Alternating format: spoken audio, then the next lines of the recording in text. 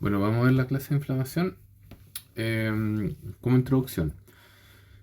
La inflamación es una respuesta fisiológica compleja, no específica, localizada y protectora, llevada adelante por los tejidos conectivos vascularizados en respuesta a un daño. Bien, este daño puede ser un trauma, una infección, toxina. Eh, Hay varias cosas importantes acá. Uno, es una respuesta no específica. ¿Qué quiere decir esto? Que en la mayoría de los casos, independiente de lo que cause la inflamación, la respuesta inflamatoria va a ser similar. Una inflamación se puede producir, por ejemplo, por un golpe en un dedo. Yo me puedo dar un martillazo en el dedo, me va a producir una inflamación. Si me pica una pulga, va a producir una inflamación. Si me muerde un perro, va a producir una inflamación.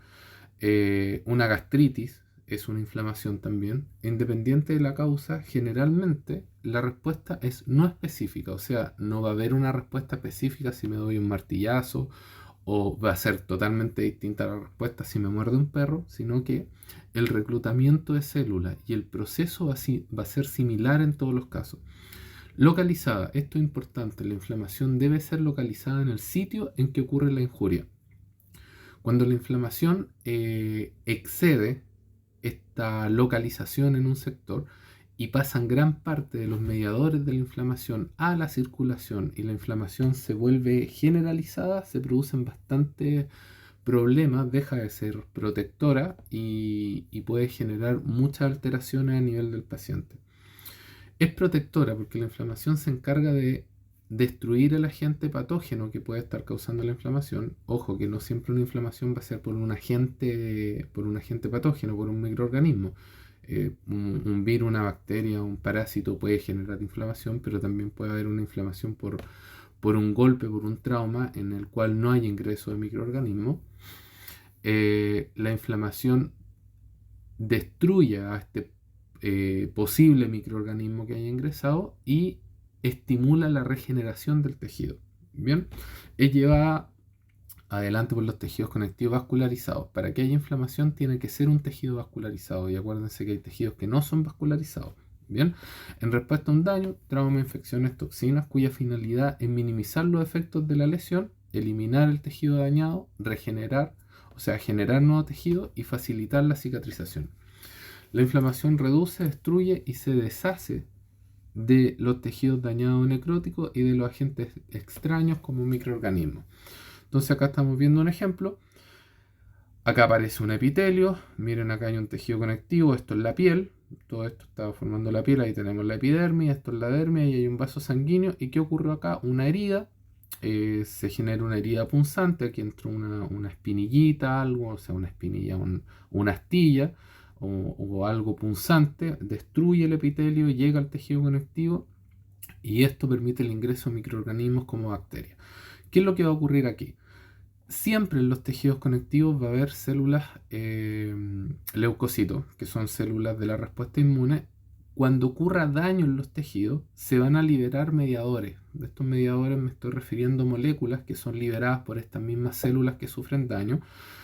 El ingreso de microorganismos es detectado por estas células que están en el tejido conectivo, liberan más mediadores y eso va a dar inicio a la respuesta inflamatoria. ¿En qué va a consistir? La respuesta inflamatoria tiene dos fases principales. Una se denomina la fase vascular, en la cual se activan los vasos sanguíneos. Miren lo que está ocurriendo acá al lado.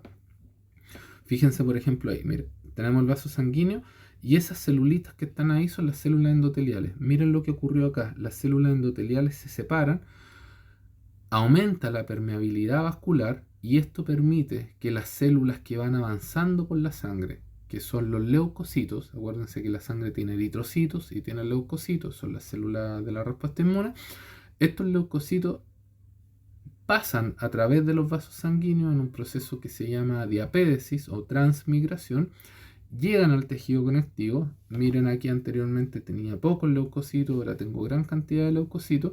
Estos leucocitos se activan, liberan otros mediadores para seguir activándose y seguir reclutando células inflamatorias, y esto permite que los microorganismos que están acá sean fagocitados, sean destruidos, y eso es lo que se genera en la respuesta inflamatoria. Tiene una fase principalmente vascular, con la activación del vaso sanguíneo, y una fase celular que corresponde a la activación de estas células para permitir la fagocitosis, la destrucción de los microorganismos y posteriormente la regeneración de este tejido. Siempre un proceso inflamatorio va a estar asociado a un daño colateral. ¿Por qué? Si yo tengo aquí un montón de microorganismos, necesito destruirlos, se van a fagocitar, se van a liberar sustancias que destruyen estos microorganismos, pero también van a estar causando un daño colateral a los tejidos. Bien, así que siempre va a estar asociado a un daño. Esto que describí acá es la inflamación aguda. Vamos a ir viendo cada una de las partes de esta inflamación. Y los efectos sistémicos: se van a liberar citoquinas, que son estos mediadores, se va a inducir fiebre, se va a estimular la producción de células de la respuesta inmune, se van a liberar del hígado unas proteínas que se denominan proteínas de fase aguda. La fiebre corresponde a una respuesta protectiva. Como comentamos en cierta parte de la clase, la fiebre es inducida por el propio organismo.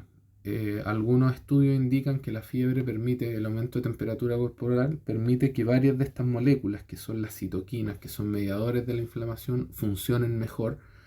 Al aumentar la temperatura corporal, disminuye la capacidad de proliferación de muchos de los microorganismos que ingresan.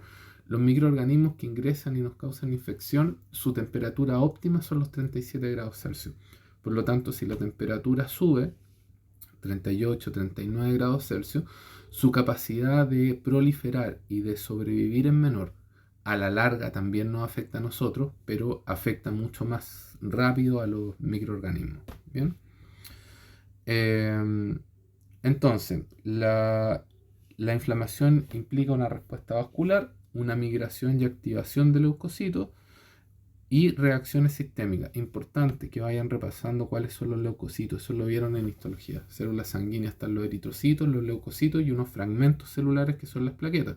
Entonces es importante que vayan repasando cuáles son los leucocitos, que se dividen en granulocitos y agranulocitos. Todo eso tienen que repasarlo ustedes. Bien, tanto el proceso inflamatorio como la reparación pueden ser potencialmente generadores de daño. Es sumamente importante la inflamación porque muchas patologías están causadas por un proceso inflamatorio. Ya aquí tenemos varios ejemplos de inflamación aguda, de inflamación crónica, que están causados por, que causan patología. Bien. Los signos cardinales de la inflamación, que son los que se dan en la inflamación, la presentación clínica de los signos cardinales, corresponden a calor. Calor, aumento de temperatura en la zona. Si alguien se da un martillazo en el dedo y el dedo se inflama, ustedes van a notar que hay un aumento de temperatura.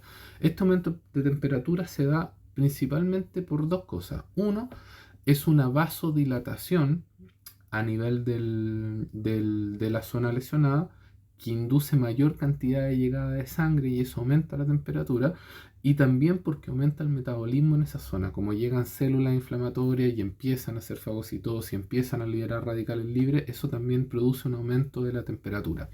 Rubor quiere decir que se pone rojo. Eso está dado principalmente por la vasodilatación a nivel de la zona. Tumor. Importante el concepto tumor. Tumor no es cáncer, no significa cáncer. Muchas veces se ocupan como sinónimo. Ah, ¿sabes qué? Mi pariente tiene un tumor. Y uno dice el tiro, ah, chuta, tiene cáncer. No. Tumor es un aumento de volumen. Si alguien tiene una espinilla, eso es un tumor. Si a alguien le salió un granito en el dedo, eso es un tumor. Ya, tumor quiere decir aumento de volumen. Y este aumento de volumen se da principalmente por el aumento de permeabilidad vascular, lo que permite el paso de líquido desde los vasos sanguíneos al tejido conectivo, y eso hace que aumente el volumen en la zona y se produzca tumor. Dolor se produce por varias cosas. Uno, por el daño directo de las células cuando se produce esta injuria que induce la inflamación, y se liberan mediadores hacia el tejido que toman contacto con las terminaciones libres, nerviosas libres, y eso induce dolor. Bradicinina, potasio, ATP pueden estimular las terminaciones nerviosas e inducen dolor. Vamos a ver varias que también inducen dolor más adelante. Y la pérdida de función. Claro, si tengo un tejido que está inflamado, sus células van a estar dañadas, va a haber edema, va a haber vasodilatación, por lo tanto se pierde la función en ese sector. Reconocimiento de microbios y células dañadas. todas las células que nosotros tenemos en nuestro organismo tienen ciertos receptores citosólicos que reconocen una familia, o sea, una amplia variedad de moléculas liberadas o alteradas como consecuencia del daño celular. Por ejemplo, si se produce daño celular, puede aumentar el ácido úrico, que es un producto de degradación del ADN, se va a liberar ATP de la célula, al romperse las células se va a liberar potasio, por lo tanto va a haber menor cantidad de potasio y todo eso se puede detectar. Y eso están indicando que la célula sufre un daño. Y al ocurrir eso, se van a liberar ciertas moléculas que van a alertar a las células inflamatorias, como por ejemplo los leucocitos, de que ocurrió daño en un determinado sector. Por ejemplo, miren acá. Acá tenemos un epitelio, este epitelio está normal, aquí va a ingresar un patógeno, este patógeno va a generar daño, o lo otro que puede ocurrir, un daño directo sobre el tejido que produce necrosis. Ustedes ya vieron lo que es la necrosis y la apoptosis, dijimos que la necrosis produce inflamación, entonces cuando se produce daño en este tejido, se liberan ciertos mediadores que activan a leucocitos, o a células de la respuesta inmune, como por ejemplo los macrófagos, las células dendríticas, los mastocitos, que liberan mediadores que van a llegar a nivel de los vasos sanguíneos. Se va a iniciar la fase vascular, que es la primera fase de la inflamación, con reclutamiento de más células inflamatorias, como leucocitos, neutrófilos, monocitos. Estos pasan al tejido conectivo, aumenta la cantidad de neutrófilos. Los monocitos pasan al tejido conectivo, se transforman en macrófagos que continúan esta cadena de inflamación. Bien, acá aparecen algunas de las células que participan en el proceso inflamatorio, y no solamente participan células, sino que participan varios componentes más. Células del tejido conectivo, los mastocitos, fibroblastos, macrófagos, participan los vasos sanguíneos. Por los vasos sanguíneos van neutrófilos, linfocitos, monocitos que se transforman en macrófagos en los tejidos eosinófilos, basófilos, plaquetas que son fragmentos celulares, vamos a ver que liberan a muchos mediadores de la inflamación, las células endoteliales, que son estas células que revisten internamente los vasos sanguíneos también, componentes del tejido conectivo, como por ejemplo fibra elástica, fibras de colágeno, proteoglicano, que forman una malla en los tejidos conectivos, tienen varias funciones. Uno, al formar esta malla en los tejidos conectivos, disminuyen la capacidad de avanzar de los microorganismos. Es como una selva muy tupida que disminuye la capacidad de los microorganismos de ir avanzando. Y por otro lado, les facilita a las células de la respuesta inmune avanzar, porque las células de la respuesta inmune se van aferrando a estas fibras de colágeno, fibra elástica, los proteoglicanos, y si en algún momento les dificulta el paso, liberan enzimas que degradan colágeno, como colagenasa, o fibras elásticas como la elastasa. Por lo tanto, pueden ir avanzando a través de estos componentes del sistema, o sea, del tejido conectivo. Bien, aquí aparecen los componentes que le había indicado anteriormente, similar a lo que hablamos en la diapo anterior. Acá dice: se caracteriza la inflamación por producción y liberación de mediadores inflamatorios. Esas son moléculas que son liberadas por las células que están participando en la inflamación o que sufrieron un daño, y el desplazamiento de líquido y leucocitos del sistema vascular a los tejidos extravasculares. Esto resume en el fondo la inflamación. Nosotros vamos a ir viendo durante toda la clase este proceso que está resumido acá. Miren lo que ocurre. Tengo microorganismos que están afectando en el tejido conectivo. Esto va a inducir la activación de células que estaban en el tejido conectivo, como por ejemplo los neutrófilos. De eso se tienen que abordar de histología. Neutrófilo, cuando detecta estos microorganismos, los fagocita, libera moléculas que son mediadores químicos. Un grupo de estas moléculas son las citoquinas, como el interferón alfa o la interleuquina 6. Vamos a ir viendo cada una más adelante. Estos mediadores son liberados, llegan a los vasos sanguíneos, toman contacto y activan las células endoteliales. Se produce una vasodilatación. Siempre que se produce un daño en un tejido, lo primero es una vasoconstricción momentánea, mediada por el sistema nervioso simpático. Y luego de esa vasoconstricción momentánea se produce una vasodilatación. La vasodilatación permite que la sangre que va circulando por aquí empiece a circular cada vez más lento. estasis sanguíneo, se denomina eso, empieza a circular cada vez más lento. Y se producen otras cosas, como que estas células que están acá, que son las células endoteliales, expresen moléculas que permitan que los leucocitos que van avanzando por el vaso sanguíneo tomen contacto con estas moléculas y empiecen lo que se denomina la marginación. Marginación quiere decir que se van al margen. Normalmente van avanzando por el centro del vaso sanguíneo de forma rápida, no tienen ninguna interacción con las células endoteliales, pero cuando se produce el estasis sanguíneo, que esta sangre empieza a avanzar cada vez más lento por la vasodilatación, estas células toman contacto con las células endoteliales, empiezan, en vez de ir avanzando ahí, empiezan a avanzar cada vez más lento, toman contacto con las células endoteliales y se produce lo que se denomina rolling. Toman contacto ahí y empiezan a rodar por el endotelio, finalmente se adhieren fuertemente al endotelio y el siguiente paso es que pasan desde el vaso sanguíneo, desde el interior, hacia el tejido conectivo, en un proceso que se denomina diapédesis o transmigración. Además, ¿qué es lo que ocurre? Aumenta la permeabilidad vascular. ¿Qué quiere decir esto? Estas celulitas que estaban muy pegadas unas con otras, dejan unos espacios y eso permite no solamente la salida de células, sino que la salida de líquido y la salida de proteínas. Y aquí sumamente importante varios conceptos. Ustedes se acuerdan del concepto de presión oncótica, que era la presión dada por las proteínas dentro del vaso sanguíneo y eso permitía mantener el líquido dentro del vaso sanguíneo. Ahora imagínense lo siguiente, durante la inflamación aumenta la permeabilidad vascular, por lo tanto las proteínas que están acá adentro salen y quedan en el tejido conectivo y eso va a traer agua, por lo tanto hay paso de proteínas, de agua que causa edema y eso produce tumor en el lugar de la lesión. ¿Bien? Entonces es uno de los mecanismos que me está desencadenando la inflamación. Esta célula salió por diapédesis o transmigración, llegó al tejido conectivo, toma contacto con los microorganismos, los fagocita y también empieza a liberar mediadores como quimioquina, o se siente atraído por quimioquinas. Vamos a ver que las quimioquinas son moléculas que atraen a las células de la respuesta inmune al sitio de inflamación y siguen fagocitando y siguen llamando células. ¿Bien? Los trastornos inflamatorios se denominan a menudo con el sufijo itis al órgano o sistema afectado, como por ejemplo gastritis, apendicitis, glositis, colitis, neuritis. Bien. La inflamación se clasifica en dos grandes grupos, inflamación aguda e inflamación crónica. Muchas veces los límites no están bien marcados, pero la inflamación aguda es de rápido inicio, generalmente inicia a los pocos segundos de la lesión o a los pocos minutos y dura un día, 2 días, 5 días aproximadamente. La inflamación crónica es la continuación de esta inflamación aguda, en que se produce por varios días, meses o incluso años después de que inició este proceso inflamatorio.